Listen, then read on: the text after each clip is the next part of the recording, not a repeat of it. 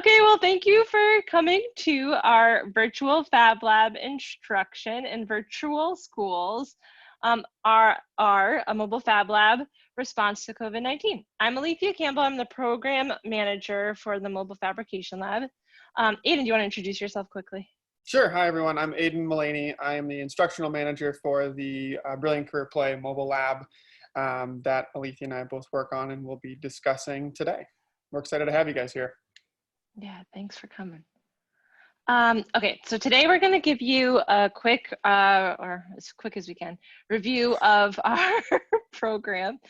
We're going to talk about the program this specific year, our response to COVID-19, what we're thinking about the future of this program, and we really wanted to be a time where we could all discuss. One of the things that I know both Aidan and I are missing about being in person is the ability to have those like one-off conversations that are not necessarily in a chat room. So we'll towards that, like at the end, it's just going to be a time for us to be able to talk. Okay, so as I'm sure most of you have had to do, this year was our virtual approach. So here you can see Aidan with two teachers that are not presently on the screen, but we were training them virtually with vinyl cutters. So Aidan and I work on two mobile fabrication labs, or I worked on two mobile fabrication labs. I used to actually work on a different lab that faced high school students with Brian, who is in attendance of this workshop. And this is the lab that Aidan and I work on. It is a middle school lab that is sponsored, as you can see, by GE and the Celtics. GE had given a lot of money to the city of Boston, and the response from BPS school system was to have a mobile lab in the city that could be shared amongst multiple schools. So the ability to make these tools accessible to as many schools as possible in BPS. This is the inside of our lab. Here you can see these are two laser cutters. Along the back wall there is an electronics tool bench. We have one vinyl cutter, a shop bot, and 4 3D printers. As you can see, these laser cutters roll right off of our trailer and we bring them right into the classroom. So this becomes a part of a teacher's classroom.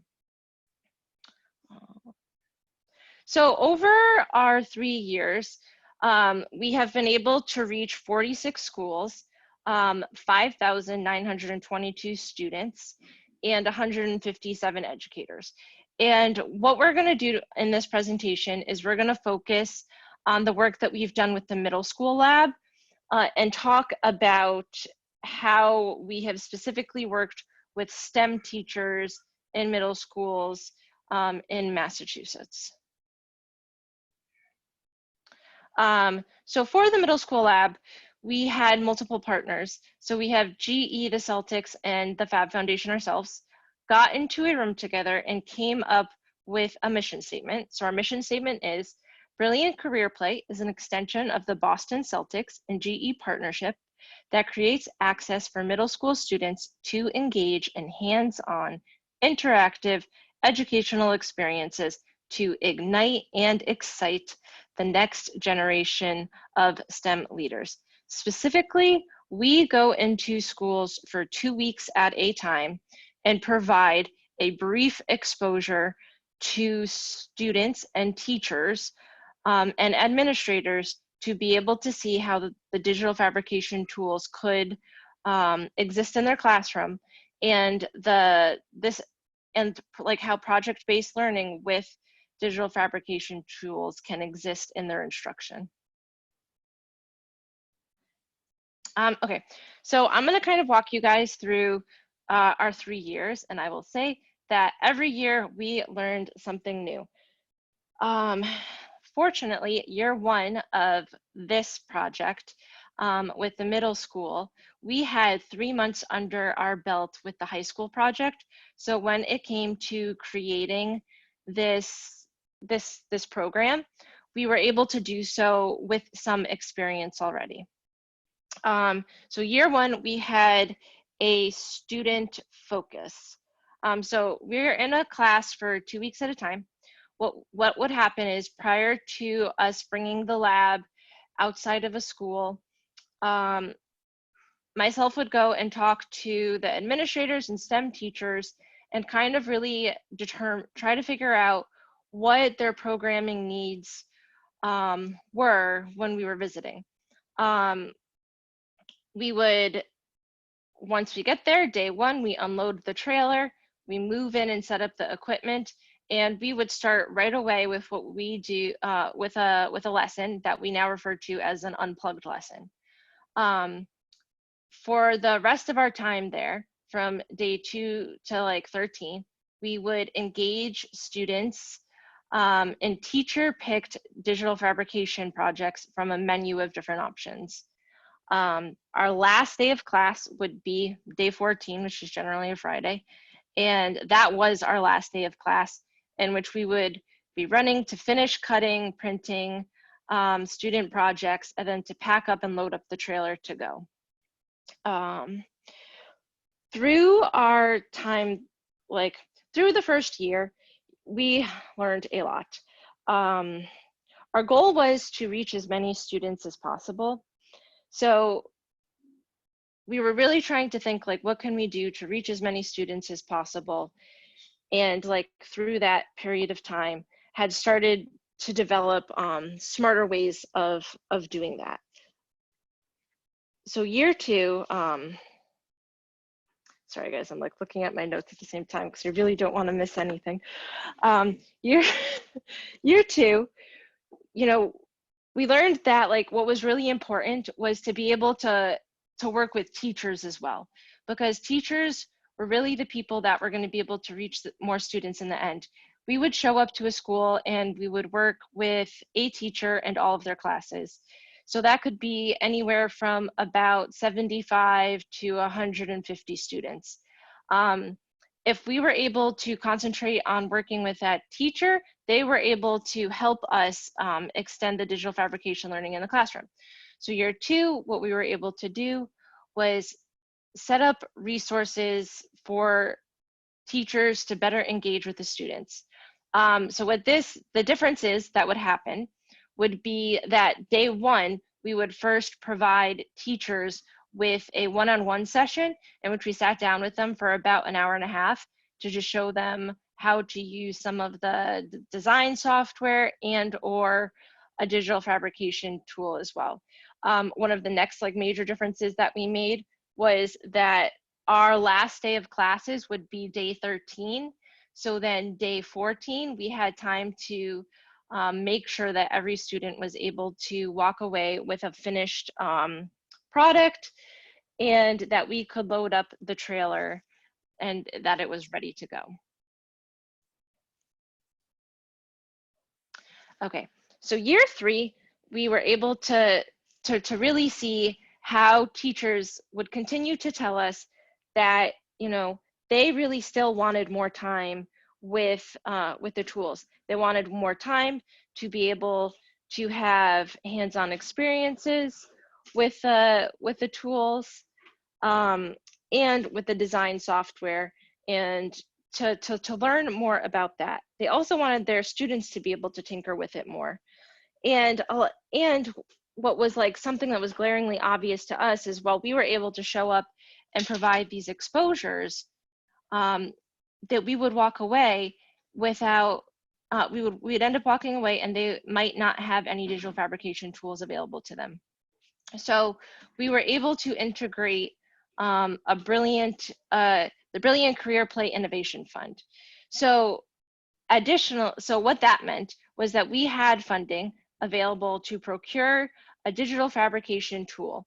We had about $2,000 of funding available, which meant that every school we went to would be able to procure either a vinyl cutter or a 3D printer.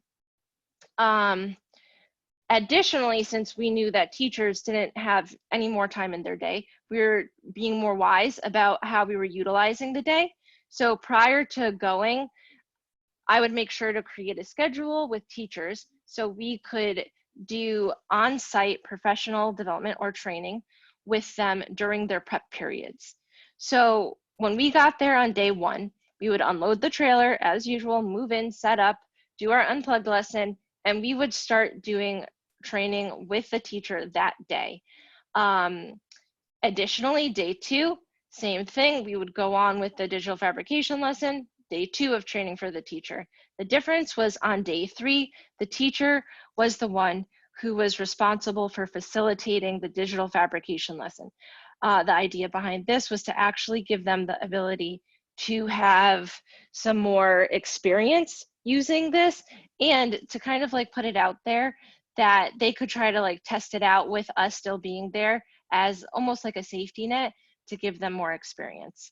So then as day 4 to 13 came about, we were able to do more of the on-site training. And then additionally, we continued training until our very last day there. Okay, so in a few of the schools, we were able to visit 2 schools multiple years in a row. So with the schools that we were able to visit, we were able to stay there an additional week with the idea to help a teacher develop a digital fabrication lesson to exist in their curriculum. Oftentimes, the lessons that we were helping, I guess in both situations, and the lessons that we were helping them integrate the digital fabrication tool into was lessons that reflected the tool that they were going to procure. So the first teacher had already had a lesson in which he was doing a project with continental drift. When Aidan showed up, the two of them together were able to figure out how to integrate digital fabrication into the lesson to make it more rich. So the idea behind this was to kind of extend it beyond, you know, the things that we're going to make it more rich, to come alive, to get more hands-on experiences for these students. I think Aidan or Liz can add a link specifically to this lesson. And then just so you guys can like get a chance to look at it, all of the lessons that we have too are also aligned to standards. So Common Core standards and GSS standards. We have the Fab I Can statements aligned to it. In addition to Massachusetts state standards. And with a lot of the work we do, we also are using the engineering and design process. Aidan, do you want to talk about the next lesson? Sure, I'd be happy to. Cool. So in this next lesson, this was with another school, a different school than the one in the previous slide, where we had previously attended this school actually twice before. So this is a school that we've been to now 3 years in a row. And we were given the opportunity to integrate the digital fabrication tools, specifically a 3D printer, into the weather components of their lessons. So we met with the teachers and we said, hey, how can we integrate this tool, or how can we make this tool, allow this tool to make your lesson more engaging or more fun in some ways? And they came up with this idea to create what's called an anemometer, which is the device that measures wind speed. And so it's a little tiny plastic thing, and a 3D printer is a really great tool for making a bunch of these and for customizing them, for giving kids the skills to design in a 3D software, to learn the design process, and to ultimately apply some of the content standards that they would have already been learning that week or were learning throughout the week to a project like this, where they were creating these devices. So students had like Alethea mentioned, the teacher was the one that actually introduced the lesson, and then I would serve as tech support or help with the software while they were designing these anemometers. So students would throughout the week share their designs. They'd have to ultimately pick the best anemometer or select the best design for various reasons. Either it was the shortest to print or the least time to print. Maybe it was the coolest looking one, or maybe it fit all of the criteria that they needed to complete in order to have a successful anemometer. So this is a group of students just talking through the design process, sharing their designs on Cura. I see Shelly asked the question, what software were we using for this lesson? We were using Tinkercad specifically, as well as Cura for slicing their designs.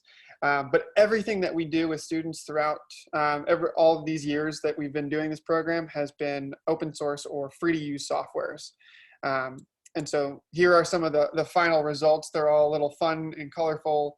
But this was just a really great example of how we can integrate these tools into actually less than a week long's worth of lessons and use these tools to make some of this learning come alive.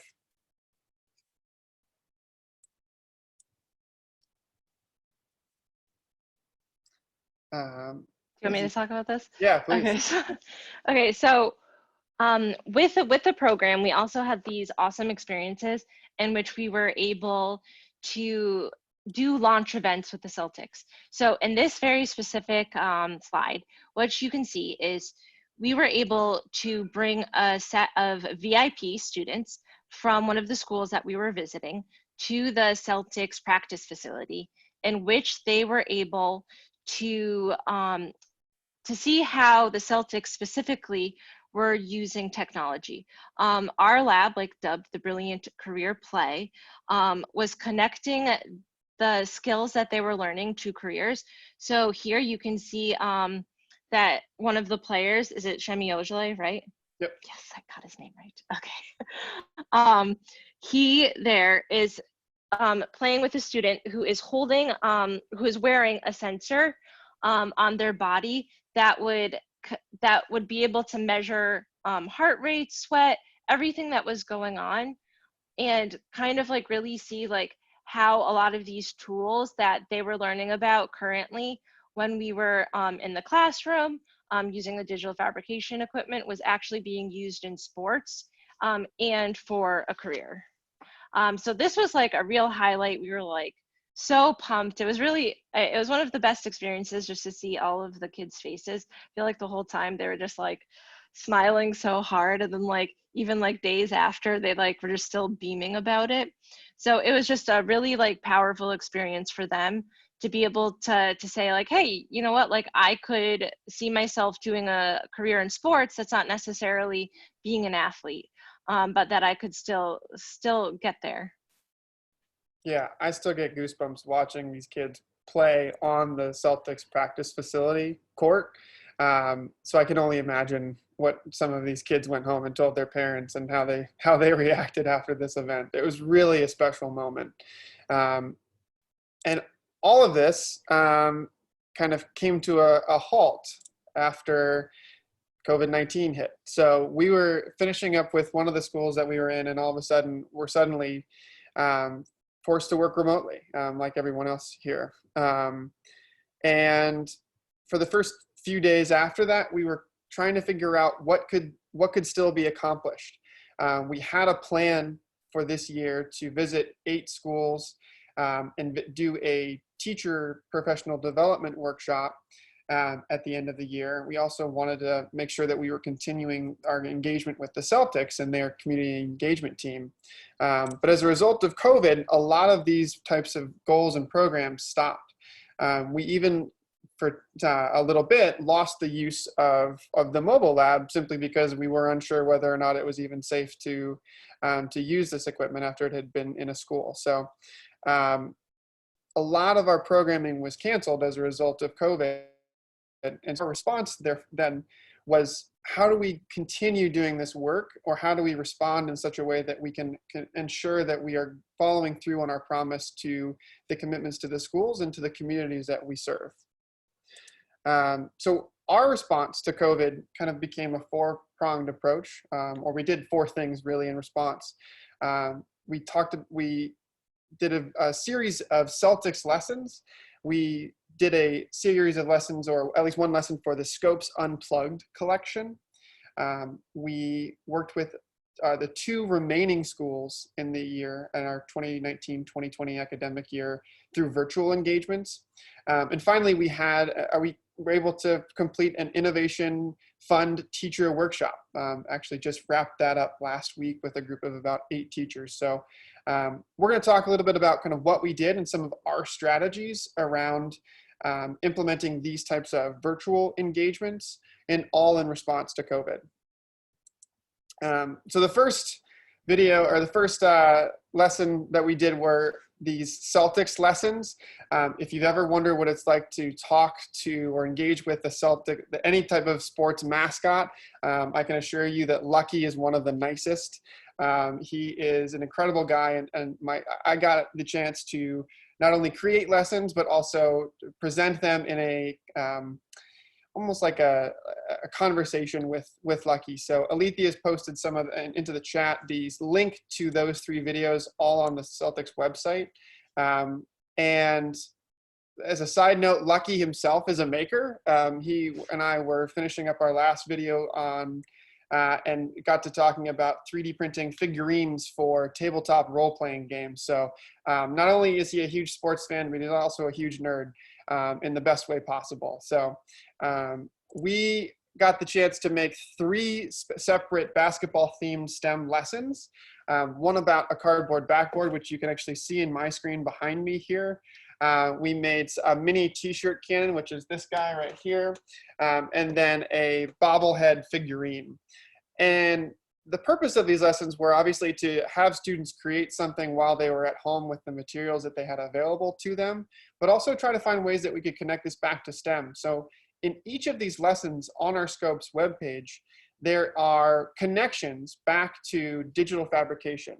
With the cardboard backboard, it became how can you design or laser cut the backboard on Inkscape and design the rim on Tinkercad. For the mini t-shirt cannon, it became what types of vinyl decals or vinyl cut decals can you put along the side of it.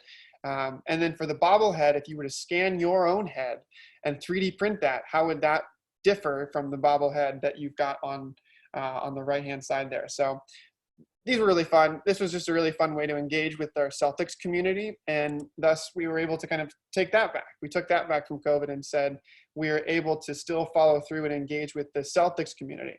But we still had a few others. We still really weren't able to figure out how we were going to engage with our tools, or how to engage with just the larger Scopes audience.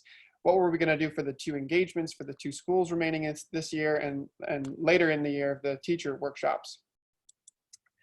So Alethea and I had the opportunity as well to work on these virtual workshops through our Unplugged collection. And if you haven't seen the Unplugged collection on Scopes, I highly recommend you check it out. It's still very relevant.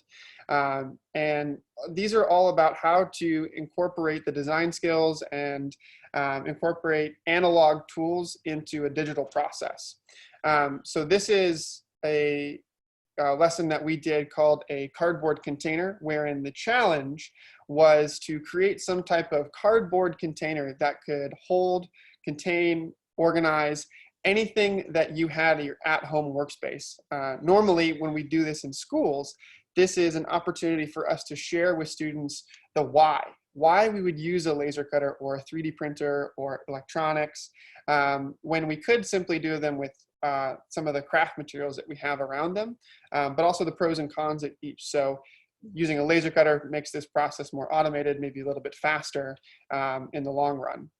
And here you can see this is my attempt at a cardboard container. I'm really just only engaging with myself, it looks like in this picture.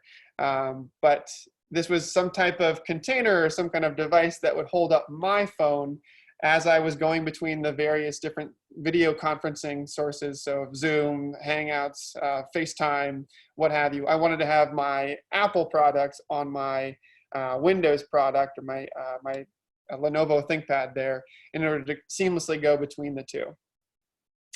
And so we did this. We offered this workshop to teachers and educators for the community, and that video can be found on our Scopes website as well. But like we said, this was a way to connect back to digital fabrication. When we go into schools, we offer something very similar. So in the first picture here, We've got our Fab wallet, and the first one is made simply out of cardboard, scissors, rubber bands, and a binder clip. And we tell students that this is something that can be done with scissors and can be done with these analog tools, but that digital tools and digital design softwares can make these things even cooler.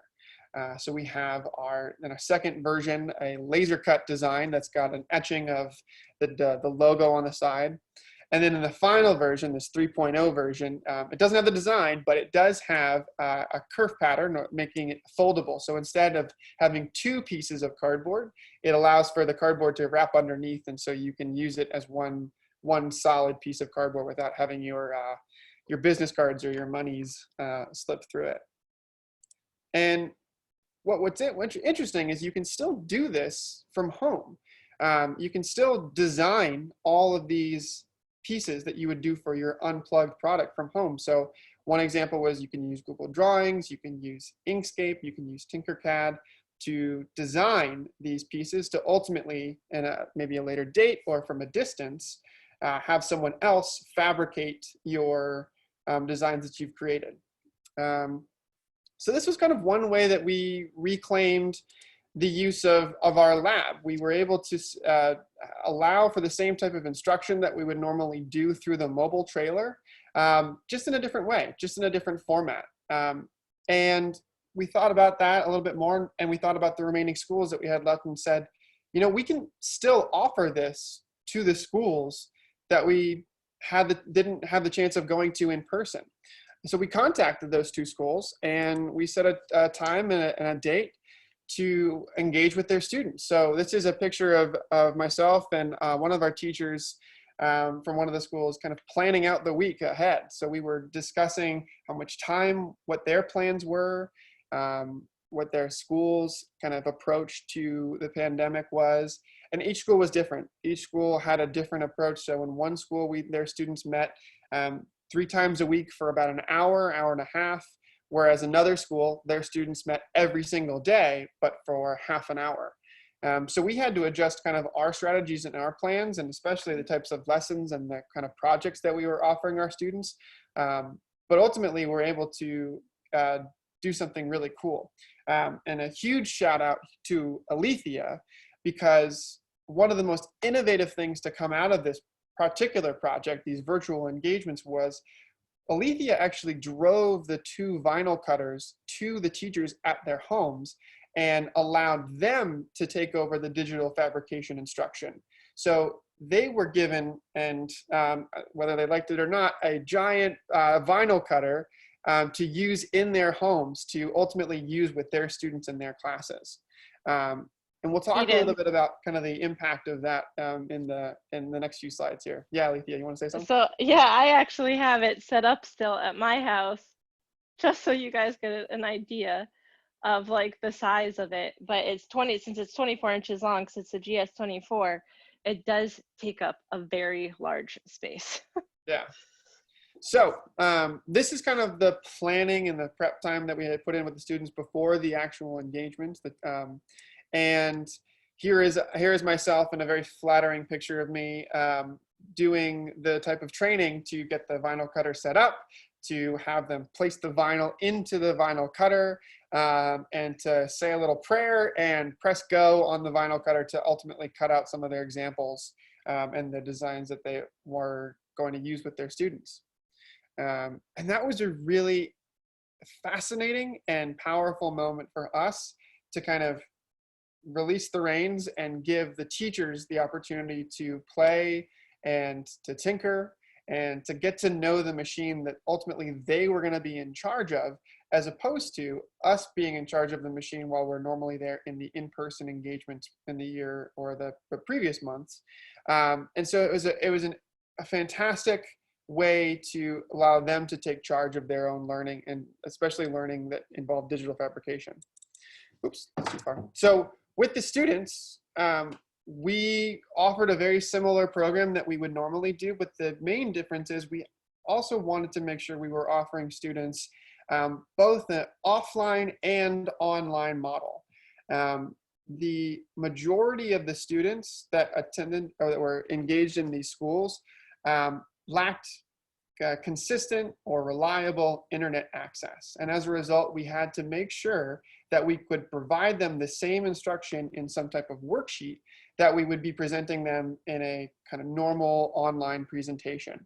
So on the right here, the left here is our worksheets, or an example of one of the worksheets that we had the students fill out in order to complete the activity, and go through the different steps that we would normally be covering in the online kind of virtual classroom components. And then on the right here is myself and several other students along with the teachers actually engaging in the online platform or online workshops that we were providing.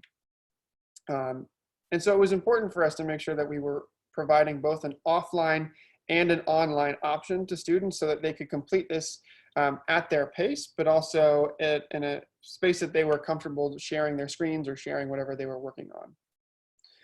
And so as a result, this is what we were able to accomplish with the two different schools, two schools ranging in both 2 weeks of engagement. We offered teachers a total of 12 hours of professional development throughout these 2 weeks. And that included having the teachers ask us questions about how to set up the machines, going through both the design process using Google Drawing, which we use for the students, to actually cutting out the designs, and then just kind of being on call for any issues that arose. For the students, we had about a little over a quarter of the students, of the total number of students that were on their class rosters, attend at least one virtual workshop, which is, you know, a little bit lower than we would have liked, but I think all things considered, that was a good metric for us to set a standard. 54%, or a little bit more than half of the students, submitted a design, meaning that even if a quarter of the students were attending the workshops, or at least just one workshop, more than half of them were still going back to the offline worksheet and completing the activity, even if they didn't show up for the online workshop. And in total, we were able to have the teacher, not us, have the teacher create 86, digitally fabricate 86 of the students' submissions. So on the left here, you can see some of the t-shirts that they designed. In addition to this, we had students create stickers that were social justice oriented.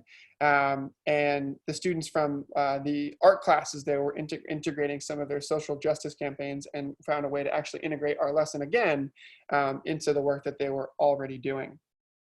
So what's interesting is that these numbers are relatively the average, at least for the time, of about how many students are showing up and about how many students are completing the work nationally, at least in the United States, for public schools. About a little less than half of the students are completing the work, while a little less than, or around a quarter of the students are actually showing up for some of these virtual workshops on average.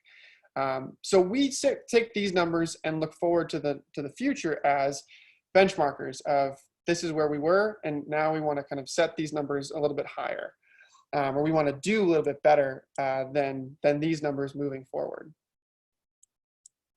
So those were the engagements, and really all that was left for us to try to tackle were these summer workshops, these innovation fund workshops that we'd promised teachers at the beginning of the year. You're getting $2,000 to procure your own machine, and you're going to get this machine and you're going to be able to use it with your classes moving forward. Well, if teachers couldn't access their classrooms, how are we going to do that? Well, we looked at some of the lessons that we had learned from the student engagements, or from the school engagements, and found a way to actually send all of these machines. Alethea found a way to send all of these machines to the teachers' houses. And so 4 teachers got several 3D printers sent to their house, and other teachers got several vinyl cutters sent to their houses. And we facilitated these workshops from the comfort of their own home. And teachers got the time to tinker and play around with the tools, all at their own pace. So here were the goals of a workshop that we actually just finished up last week with our innovation teacher workshops. And our goals for that were to engage with a cohort of teachers that had previously participated with us throughout this previous academic year, who were all new or relatively new to digital fabrication. We wanted them to all unbox and set up either a vinyl cutter or a 3D printer successfully in their own homes to use as a way to design a lesson for Scopes DF and use that lesson in the classroom for the upcoming year. Classroom or virtual classroom, whatever that might be. So here's the way we set up that particular week of workshops. We had an introduction, hello, get to know each other. We did a machine unboxing in the morning and the afternoon for the vinyl cutter and the 3D printers respectively in groups. So they had the chance to see what each other were doing and see how each of them were going about setting up their machines. And on days 3 and 4, we set up a one-on-one kind of consultation with the teachers to basically kind of brainstorm ways in which they could use their machines within the lessons that they were already going to be teaching that year. And it really became a listening session for myself and Alethea for how they plan on doing it, what kind of criteria they wanted to include, what constraints they were up against, both in the pandemic world, but also the new to digital fabrication world that they were just jumping into. So that Aidan, yeah, please. sorry. I was going to No, go say ahead. on day 5, they got the chance to share out their lessons. So they were presenting the work that they had accomplished with us the previous days with the educators and get a chance to hear feedback from the other teachers in this cohort. And I just wanted to highlight that this was this ended up being like, I guess Sonia would refer to this as our great pivot, because we because this was like our chance in which we were able to really make this a very rich program for teachers. And it was I would like definitely dub it as one of the more successful moments, because I think in any other time that we have showed up at a school, there may have been the tool there for the teacher to use, though we were still there with them. So there was still a degree of us being the one to guide them. Whereas at this point, the tool is directly in their hands. It is going to be a tool that is owned by their space, and they really get to have the chance to see the whole process all the way through, which was very powerful. And it was very powerful to have the teachers start to think about how they could truly integrate this. And a lot of them were mentioning, like, you know, like they started to kind of go like through like, oh, well, I can make this lesson a lot more rich. Like there's this lesson. And then they started like, oh, like even classroom rules. And additionally, there was one teacher who specifically was like, you know, like we're gonna use these new set of vinyl cutters to be able to start to cut signage and to be able to like indicate like social distancing guidelines. So they were thinking of like, how could they use it like right at this moment, and build off of that from like classroom rules to then doing projects that got into a deeper understanding, all the way up to like making like a paper circuit. Yeah, and it was to go off of that, illuminating for I think a lot of teachers as well to manage, to work on file management. So if you've got a group of 100 plus students, how are you going to work with these students to make sure every single one of these students not only submits a digital file to you, but also the design gets printed or cut or fabricated in some way. With one teacher, the teacher that we worked with over the school engagement at the end of the year, she herself vinyl cut over 70 vinyl cut stickers and then ultimately ironed them onto t-shirts. So she alone did the work of several people, but also got a chance to understand that it can sometimes be a tiresome process, but one that her students, I'm sure will never forget and are constantly appreciative of. So what was additionally interesting was when we were doing these reflections with teachers, we got a lot of feedback from them, and it was incredibly valuable feedback, because these were teachers who were brand new or relatively new to the digital fabrication process, and the world that a lot of us kind of just live in already. And so teachers needed reassurance of their valuable teaching experience. They were saying, oh, I'm not sure I can possibly upload a lesson to Scopes because I lack the experience in digital fabrication. And our job was to reassure them that, no, you're coming at this from a whole new angle and a whole new, incredibly valuable angle. And so we need more feedback from teachers like you, and we need more lessons from teachers like you to build out this community on Scopes. And so they were intimidated slightly by the experience of the Scopes community, and they didn't want to feel like their lesson was somehow going to be directly compared to another educator on Scopes lesson and seen as lesser than because they lacked the amount of experience that some of the other members of the community possess. But we wanted to reassure them that this was okay, and that we had to assure them that it was okay if you weren't a master of your tool by the end of the week. It's taken a lot of us, months, weeks, sometimes years to master the tool that we operate in our Fab Labs and in our spaces. And so while it was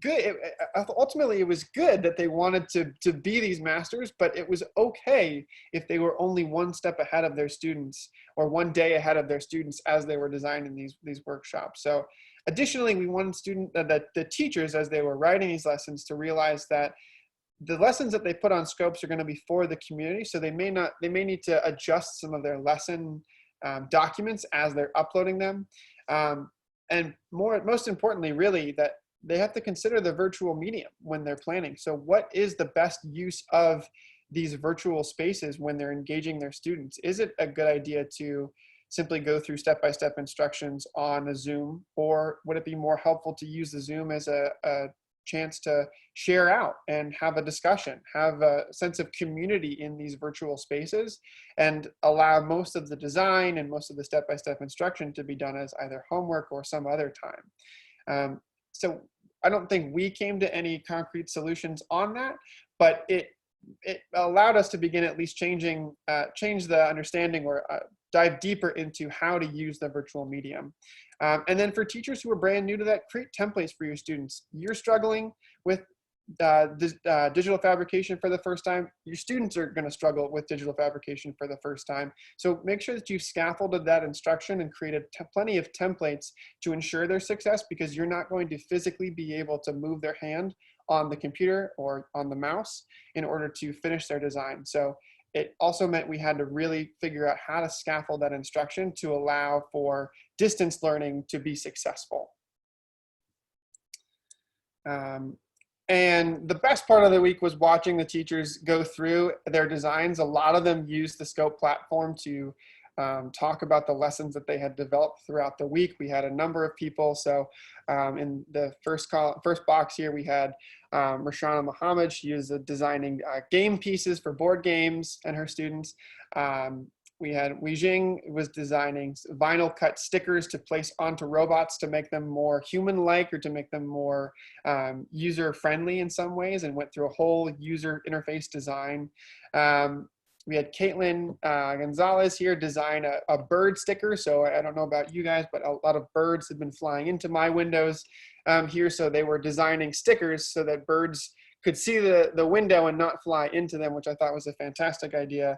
And Kevin Carpenito here was designing a lesson around integrating digital fabrication tool into a lesson he had already designed, where students created a cereal box of their favorite periodic table element, and created fun little things like neon loops or xeon loops or things like that.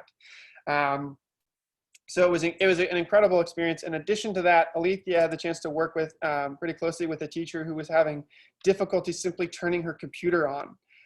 And so kudos to Alethea. She got this teacher here to design.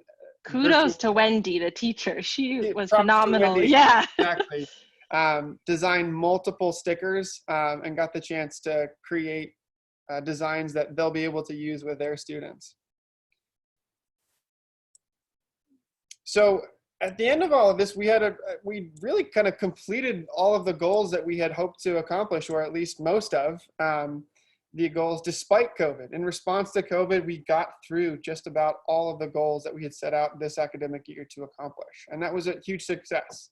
But it also informed how we were going to address the what we call Mobile Fab Lab 3.0 version of our program. And that took a lot of kind of reflecting both on the year, and I think that the pandemic also caused us, or really allowed us, to take a step back and reflect on everything that we had learned the previous year and kind of where we wanted to see this program going forward. And so for us, at least in Boston in the United States, there's still very much going to be some type of virtual and hybrid model for the foreseeable future. This is a rough plan of what Boston Public Schools plan to implement with their students. So on the right, you can see a graphic or pictures of how they envision the classrooms being set up with the desks spread out. Everything is kind of in a line here. But the plan is to have two groups of students. In group A, you are in school for Monday and Tuesday, and then virtual on Thursday and Friday. And that's flipped for group B, where they are in school, or they're virtual Monday and Tuesday, and back in school on Thursday and Friday, where while everyone is virtual or from home on Wednesday. And for the purposes of our lab, we've done virtual instruction. We've done some type of, working on a hybrid model now, but we could see ourselves potentially fulfilling the role of the virtual instructor, because the teachers are still going to be required to teach all of the students on the computer on the virtual screen, as well as the students that are going to be in front of them there in the classroom, which, you know, right now sounds slightly like an impossible task, or impossible, at least in some ways, to do successfully and meaningfully. So in our mind, we kind of see ourselves filling that role as the virtual instructor. So teachers can allow us to work with their students virtually, for one group of students for one part of the week and another group of students the other part of the week, and really integrate what we're doing even maybe more seamlessly as a result of this type of virtual and hybrid model. And in addition to that, you know, with the incredibly unfortunate and just horrific murder of George Floyd and the various events that have taken place in the United States with the Black Lives Matter movement, it became increasingly relevant for us to make sure that we were providing culturally relevant and diversity inclusive lessons to students. And this is just one example of that. This is one way in which we want students to be able to see themselves in the work that we do. I am a white man, and so when I get up in front of a group of students, either in the classroom or in a virtual box on their computer screen, I tell students, hey, this is digital fabrication. It's fun, it's exciting, you can do a lot with it. You can do it too. And that's really easy for me to say as a white man, because it's really been easy for me to get to where I am today. I've had a lot of ease and a lot of biases that have allowed me to get to where I am today. And for some of the students that hear me say that, they don't always see themselves in the work they don't always see themselves reflected in the work that we do. So this is just one example of one of the lessons that we've done previously and hope to do more of in the future. This is a man by the name of Jan Matseliger. He was the inventor of the shoe lasting machine, and he was born in Suriname, South America. His mother was the house slave of African descent and lived on the plantation that his father owned. But he moved from Suriname to an area in Massachusetts in which we had previously served. So for those of you who are unfamiliar with the shoe last, it's the machine that actually would bend the leather around the sole of the shoe in order to create the then leather shoe. And what was great is at the time, we were able to connect what they were doing in the classroom, which was to create shoe inserts or shoe molds, to the area that they lived in. So Lynn, Massachusetts was one of the schools that one of the schools, districts that we served. And was originally called the shoe capital of the world in around the late 1800s. And it's as a result, they actually changed the Lynn Commons of the main area in the town is in the shape of a shoe insert, an homage to the fact that they were originally the shoe capital of the world. So what's important is that the students see themselves reflected in the work that we do by connecting it to the work, the digital fabrication work, into culturally relevant and diverse work. And lastly here, we also want the future of our work to be local, to have a sense of local community, but globally connected. Our goal is to take the power and the just the amazingness of the global Fab Lab network and allow teachers who are new to that world to see themselves in it, and see themselves in it maybe in kind of controlled areas like the Fab Lab or the small teacher cohort that we worked with in Boston here over the last few weeks. So we've created, with the help of Liz, the Scopes team, and to create the Fab Educators Network on Facebook. So if you haven't yet, please join the network on Facebook. We'd love to have you and kind of build out this conversation throughout the week. And I think that will be posted somewhere in the chat either later or just in a moment here. But and then I think I'll let Alethea, if you want to kind of tackle these last few slides here, talking about kind of the work that we've accomplished as an EDU team over the last few weeks. Yeah, thanks, Aidan, for going through, you know, our thinking for the mobile Fab Lab, like 3.0 is what we're calling it, in which we were really together, I would say, like as an organization, figuring out, you know, what are the things that we're working through, what are things that are existing like in our current landscape, in which there is going to be a need for like some kind of a hybrid model, a virtual model specifically, but specifically when, you know, we are using physical items. So how does that look, and just how, you know, we were really starting to look at ourselves and saying, hey, like we weren't doing as good of a job as we would like to be doing with being culturally relevant and inclusive in many different realms, but specifically how can we take kind of the same pedagogy that we're approaching teachers with when we're talking about digital fabrication, and doing that to add some kind of cultural relevancy to our lessons specifically. So thank you for also being so honest and sharing that. I really appreciate you doing that. So together, with as a whole, I would say Fab EDU team, we've come together to make this mission statement that speaks to all of the work that we're doing. I would say that, you know, we're very committed to this being like a document that works for us. So I think that it's kind of like constantly like there's like an evolution to it. As it stands right now, our mission statement is the Fab EDU team supports educators in bringing digital fabrication into spaces by leveraging the resources of the Fab Lab network.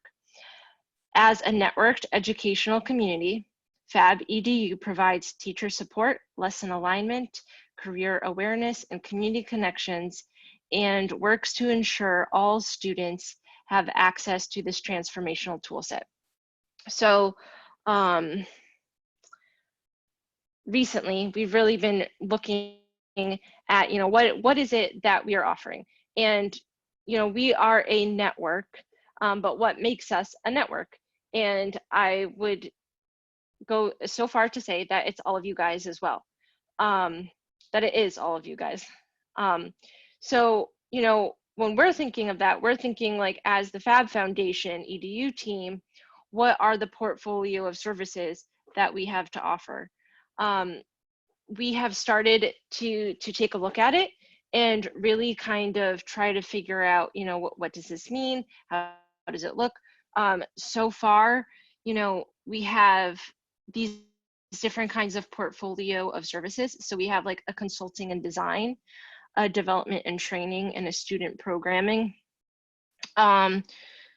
Before I get into that, I'm going to just go to the bottom where it says, you know, we host an online repository, scopesdf.org, of free standards, aligned lessons, and other learning content and instructional materials. We manage mobile Fab Labs to create accessibility and support programming. So we're really looking at our Scopes DF lessons and the mobile Fab Lab as being tools that we can use to offer these different services, which are inclusive of complementary assessments, partner and stakeholder engagements, design workshops, lab design, so Fab Lab design, teacher PD, technical training, pre-service modules, out of school time activities, integrated PBL units, school residencies, classroom instruction. And then the other one that I was hesitant to first say, because I want to be able to transition this to our community engagement program manager, but a community of practice. And that is something that we're really looking at, is how do we foster a community of practice for all of us to continue this conversation. Liz, do you want to? Oh, yeah, sorry. please, as a way to continue this conversation, I think I'd love Liz to add any additional feedback, and we can then jump into the larger discussion that we want to host. I like Yvonne's question. Is there any website for the Fab EDU network? We actually, the website that we do have is the Scopes website. And the reason that we created the Facebook group is for to encourage more of a dialogue and support among the network members. As Alethea and Aidan shared in the presentation, the Scopes DF website is a great lesson repository and awesome resources for teachers, including like assessment framework and a playbook for the work that we've done with PBL in schools. But for that teacher-to-teacher networking, we've created this Fab Educators Network on Facebook. So those are kind of the two ways that you can interact with us and with others of the network now. But we currently also have this FabX Live platform, which a lot of you have been engaging on this week and actually the weeks leading up to the conference. So that's been a really interesting place to meet new people, and I've enjoyed those discussions. That platform will stay active at least for a few weeks after the conference. So please keep checking back on that network as well, that platform as well. So I'd love for us to maybe discuss, we've shared ways in which our mobile Fab Lab group and the Fab EDU team have come up with solutions to address the lack of engagement with engaging the communities in digital fabrication, or how to continue, maybe better said, how to continue to engage your communities in digital fabrication throughout the COVID pandemic. And so we've set several questions here to begin conversation around these areas. But I'll read them off, and anybody, I'm going to go ahead and I'll read them off, and then if we want, we can change it so that everybody can see everybody as opposed to just the screen here. But how is your Fab Lab, maybe your mobile Fab Lab, adapted your educational offerings in response to COVID? How is your mobile Fab Lab connected students and educators, both in your region, in your classroom? How are you doing that? How has your mobile Fab Lab used a virtual space? What are some strategies you've done around virtual?